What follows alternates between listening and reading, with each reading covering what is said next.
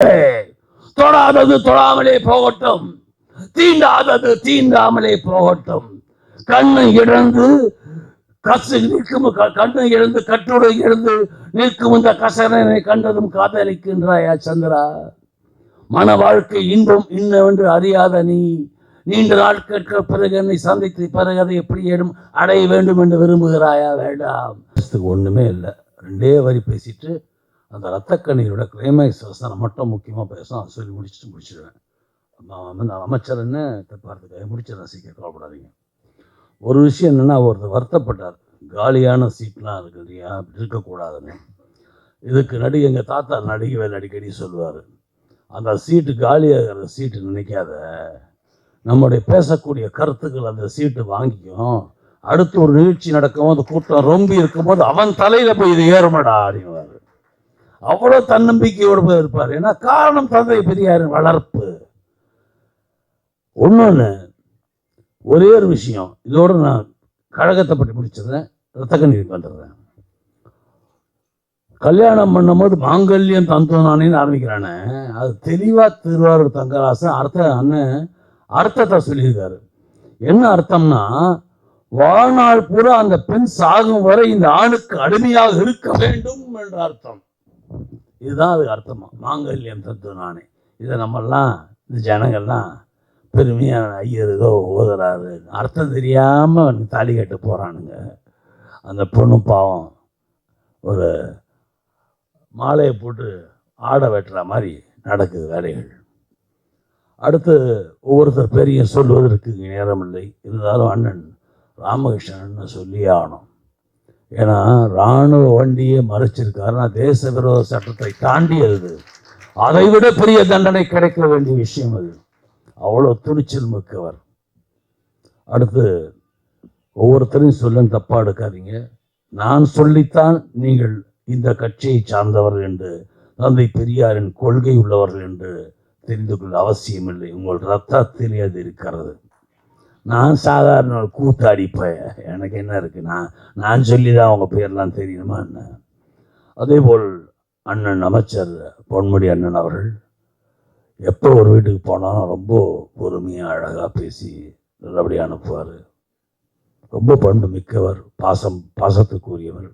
என்பது மட்டுமில்லை, யார் வந்தாலும் சரி அழகாக பேசி அனுப்பக்கூடிய ஒரு நன்மனிதர். ரொம்ப சந்தோஷம் பார்க்கும்போது. அவர் இருக்க எனக்கு ஒரு ஆசை. அதுவும் நம்ம இயக்குனர் இருக்கார் ஐயா பழனியப்பன், எங்கள் குடும்பம், கலை குடும்பம், அவருக்காகவே இதை நான் பேசணும். இந்த ரத்தக்கண்ணீர் வசனத்தை கடைசி கிளைமேக்ஸில். இதில் என்ன விஷயம்னா, நிறைய திருமணங்கள் நடக்குது, மறுமணம்.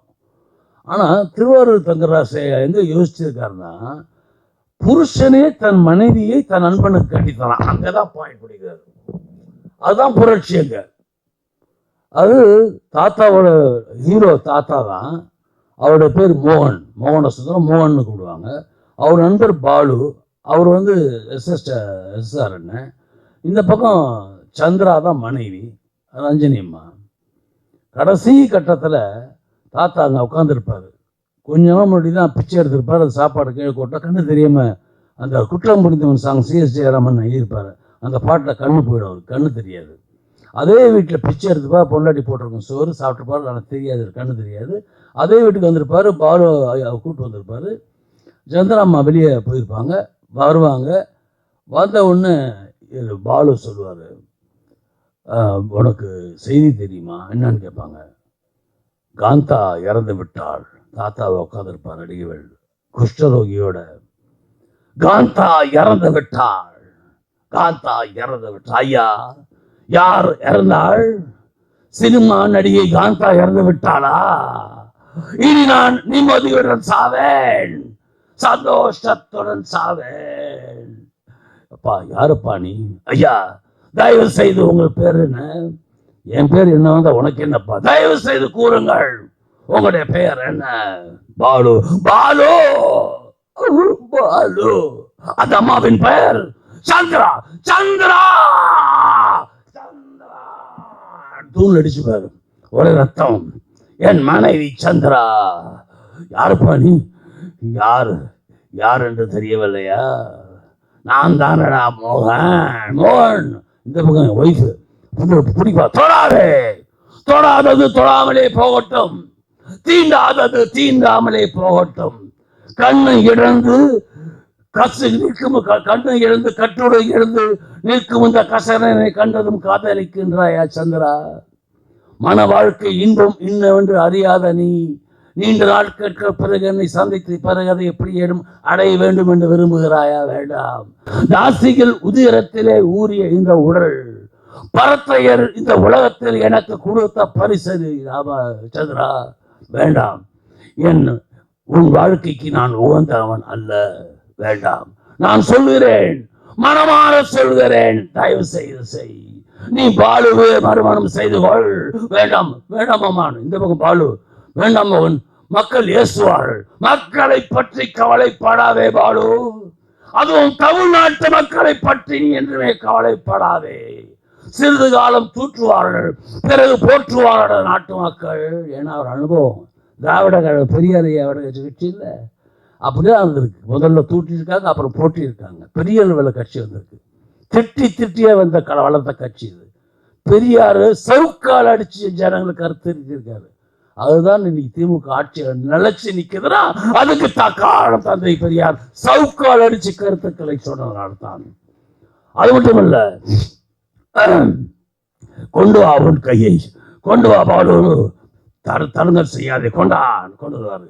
இந்த சந்திரா கொண்டா, வேணாம் கொண்டு வா உன் கையை சேர்த்தறிய.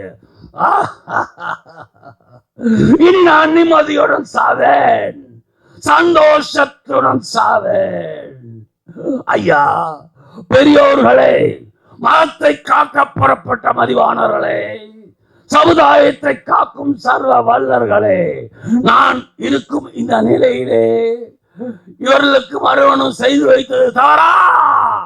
தவறா? தவறா? தமிழ் மிரபிலே பிறந்த எவனும் இதை தவறு என்று கூற மாட்டான். ஆற்றங்கரை ஓரத்தில் இருக்கும் அகரகார வாசிகள் வேண்டுமானால் இதை தவறு என்று கூறாமை தவிர தமிழ் மரபிலே பிறந்த எவனும் தவறு என்று கூற மாட்டான். இப்படிப்பட்ட மறுமணங்கள் செய்யப்படாமல் சந்திராவை போன்ற லட்சக்கணக்கான ரத்னத்தனி பெண்கள் தங்கள் உணர்ச்சிகளை அடக்க முடியாமல் எங்கே அவமானம் வந்து விடுவோ என்று எண்ணி தங்கள் உயிர்களை ஆற்றிலோ குளத்திலோ அல்லது ஒரு முள கைத்திலோ மாய்த்துக் கொள்கிறார்கள். இனியாவது லட்சக்கணக்கான பெண்கள் சிந்தும் திறந்தும் சிந்தும் ரத்த கண்ணீர் இனியாவது நிற்கட்டும்.